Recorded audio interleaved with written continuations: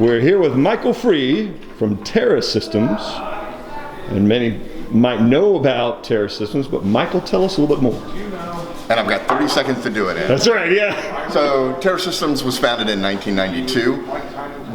Our legacy is in situ bioremediation. We're the first patent holder for emulsified vegetable oil with the use of sodium lactate and nutrients for reductive dechlorination of chlorinated solvents. Over here, we have a list of all our different in situ bioremediation products. One of the things that's really special about Terra Systems is the fact that we own and operate our own manufacturing facility.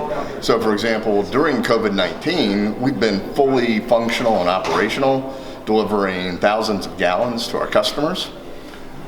What I'd like to mention is we have a series of new products in the chemical oxidation arena. So we offer sodium and potassium persulfate, and we've partnered with United Initiators, and we have a low pH ferrous sulfide activation method. And what that allows you to do, it's a lot safer for the crew, and you get the benefit of the persulfate anion as well as the radical ions, ozone, hydroxyl, and sulfate.